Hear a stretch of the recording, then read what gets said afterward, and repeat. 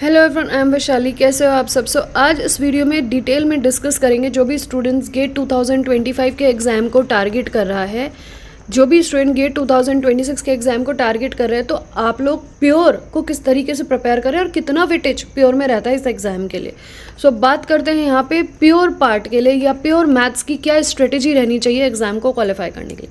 देखिए, जब हम प्योर पोर्शन की बात करते हैं, इससे पहले मैं बताना चाहूँगी कि अगर आप लोगों ने इससे प्रीवियस वीडियो ना देखी हो तो उसमें मैंने आपके साथ डिस्कस किया कि अप्लाइड से आप किस तरीके से 50+ मार्क्स टारगेट कर सकते हैं एग्ज़ाम को क्वालिफाई करने के लिए। तो उस वीडियो को ज़रूर देखिएगा और आप खुद प्रिपरेशन करें तो you will get a mind map कि आपको किस तरह से अपनी स्ट्रेटेजी को प्लान करना चाहिए। अब बात करते हैं प्योर से रिलेटेड। प्योर में कौन कौन से गेट के सब्जेक्ट्स आते हैं अगर बात करें तो लीनियर अलजेब्रा आती है हमारे पास, कॉम्प्लेक्स एनालिसिस आती है, एब्स्ट्रैक्ट अलजेब्रा आती है और साथ में रियल एनालिसिस आती है। इसके बाद टोपोलॉजी आती है, फंक्शनल एनालिसिस आती है। तो ये कुछ पोर्शंस हैं जो प्योर के आपके एग्जाम्स में आते हैं। Purely finding someone who can help you, who can guide you to qualify this exam, so you are free to join my batch. अगर आप इंटरेस्टेड है इस बैच को ज्वाइन करने के लिए तो इस बैच का नाम है Narasimha batch. This batch is, अगर आप इंटरेस्टेड है नरसिम्हा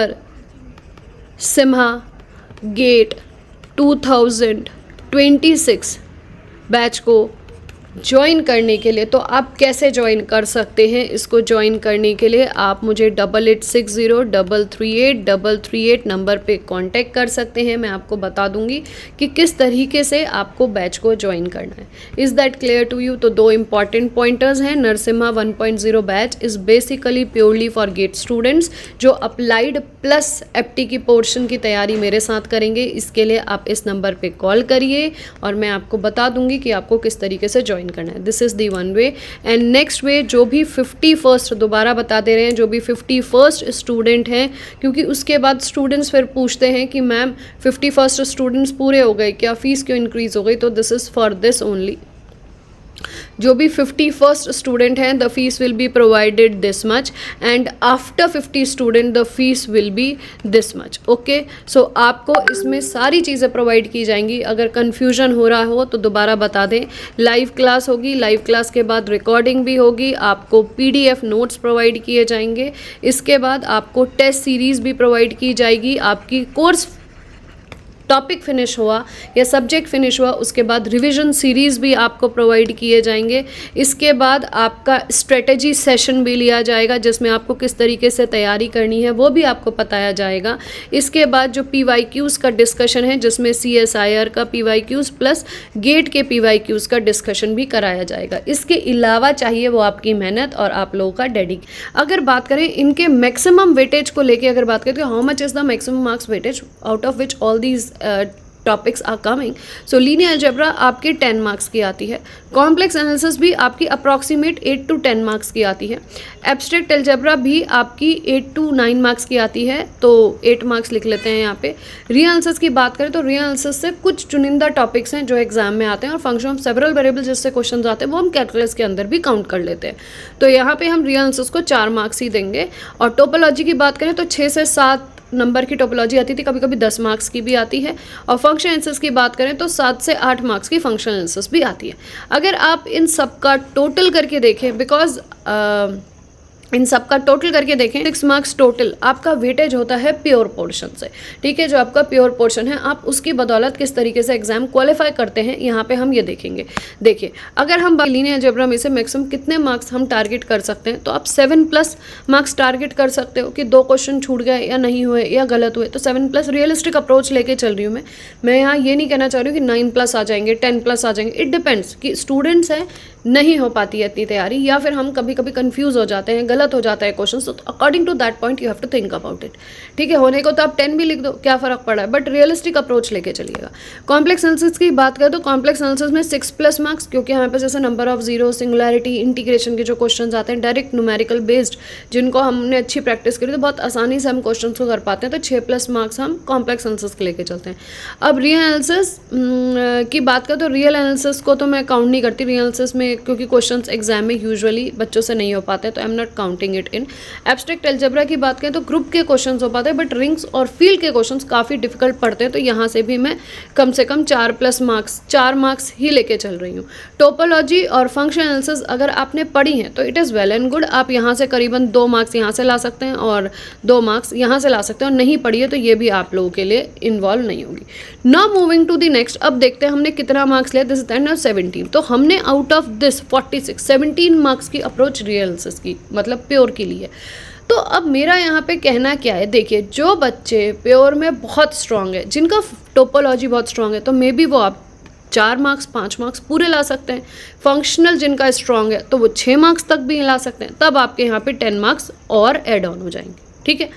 जिन बच्चों को लगता है कि मेरी एब्स्ट्रैक्ट अलजेब्रा बहुत स्ट्रांग है, तो यहाँ पे आप 2 मार्क्स और ऐड कर सकते हैं, तो 2 मार्क्स आपकी और ऐड हो जाएगी। ध्यान से समझिएगा मैं क्या समझाना चाह रही हूँ, ठीक है। अब इन दोनों में से तो अगर पूरे आ रहे हो तो इट्स वेल एंड गुड, नहीं आ रहे हो तो इतने रख के अभी हम छोड़ते हैं। तो यहाँ पे क्या बना 7 और 9 और 29 मार्क्स, ठीक है।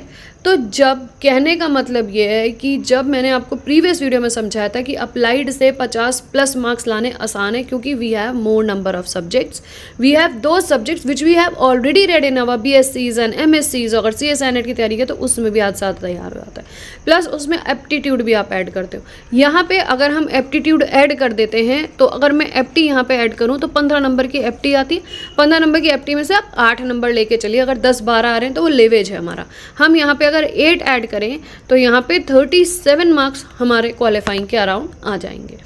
तो अगर आप सिर्फ और सिर्फ ये सोच रहे हैं कि प्योर की बदौलत एग्जाम को क्वालिफाई करें तो हो जाएगा, होने वालों का होता भी है, but it is quite unrealistic approach. थोड़ा सा डिफ़िकल्ट हो जाता है क्वालिफाई होना, क्योंकि अगर किसी में भी आपके नंबर कम आ गए तो देन इट इज़ डिफ़िकल्ट, और साथ में आपको टोपो और फंक्शनल से भी अच्छे नंबर लाने पड़ेंगे। अगर कुछ बच्चे ऐसे हैं, जैसे मैं भी फंक्शनल और टोपो नहीं तैयार करती, तो इन दैट केस आप क्या कर सकते हो, अगर आप फंक्शनल और टोपो जैसे टॉपिक्स नहीं तैयार करते तो यहाँ पे फिर आप एक दूसरी अप्रोच लेके चल सकते हैं कि हम कुछ सेलेक्टिव टॉपिक्स प्योर के, कुछ सेलेक्टिव टॉपिक्स अपने अप्लाइड के और एप्टी का पोर्शन, इस तरीके से भी हम एग्ज़ाम को क्वालिफाई कर सकते हैं। प्योर का अगर लेके चले तो एग्ज़ाम क्वालिफाई हो सकता है, but it is difficult for few अगर टॉपिक्स तैयार नहीं है। बट अप्लाइड में श्योरिटी मिल जाती है, क्योंकि अप्लाइड में अगर आप देखें इसी के अगेंस्ट, तो यहाँ पे हमें ordinary differential equation, partial differential equation, दोनों नंबर स्कोरिंग टॉपिक है, क्योंकि इनमें से ज़्यादा क्वेश्चंस भी बनते हैं और काफ़ी नंबर की आती है, करीबन यही 10 नंबर की और यही 8 नंबर की, 18 नंबर की तो सिर्फ डिफरेंशियल इक्वेशन आती है, इसलिए यहाँ लीवेज मिल गया। आपको LPP जैसा टॉपिक एक ऐड ऑन हो जाता है, न्यूमेरिकल एनालिसिस जो आप पढ़ते हो ये ऐड ऑन हो जाता है, आपके पास कैलकुलस जैसा टॉपिक आपके पास ऐड ऑन हो जाता है। ये सारे टॉपिक्स ऐसे हैं जो आपने पढ़े हो। हमारे में अब जैसे रियल एनालिसिस का वेटेज कम हो गया, एब्स्ट्रैक्ट में रिंग और फील्ड के क्वेश्चन नहीं हो पाते हैं, तो ये कॉन्सेप्ट आपको समझना पड़ेगा कि खाली अप्लाइड की बदौलत आपका एग्जाम बहुत आसानी से क्वालिफाई हो पाता है, बट अगर आप खाली रियल लेके चले तो डिफिकल्टी लेवल बहुत ज़्यादा बढ़ जाता है। तो जो बच्चे खाली रियल लेने का सोच रहे हैं वो अप्लाइड के कुछ टॉपिक्स को अपने साथ ज़रूर ऐड करें ताकि एग्जाम क्वालिफाई हो। तो नेक्स्ट वीडियो में यही समझेंगे अप्लाइड और प्योर के कौन से ऐसे इंपॉर्टेंट टॉपिक्स हैं जिनसे आप गेट एग्जाम बहुत आसानी से बहुत अच्छे से क्वालिफाई कर सकते हो। ओके, साथ में अगर आपने यहाँ पे एप्टी जोड़ दिया तो आपको एक ओवर लीवेज इस एग्जाम को क्वालिफाई करने के लिए मिल जाता है। तो इस वीडियो में आई होप आपको ये समझ में आएगा कि अगर आपके फंक्शनल टोपो जैसे टॉपिक्स बहुत अच्छे से तैयार है तो आप प्योर को लेके खाली गेट के एग्जाम को क्वालिफाई करिए। अगर आपको लग रहा है कि नहीं हमारा फंक्शनल तैयार नहीं है, टोपो तैयार नहीं है, एब्स्ट्रैक्ट अच्छा तैयार नहीं है, सिर्फ हमारा लीनियर और कॉम्प्लेक्स अच्छा तैयार है, तो then it is difficult for you. तब आप कोशिश करिए कि आप प्योर और अप्लाइड और एप्टी के कुछ टॉपिक्स को मिलाइए और फिर अपनी अप्रोच बनाइए एग्जाम को क्वालिफाई करने के लिए। आई होप इस वीडियो से आपको काफ़ी कुछ सीखने को मिला होगा। तो नेक्स्ट वीडियो में डिस्कस करेंगे कि गेट 2026 प्योर, अप्लाइड और एप्टी के कौन कौन से टॉपिक से क्वालिफाई हो सकता है। तो थैंक यू फॉर वॉचिंग।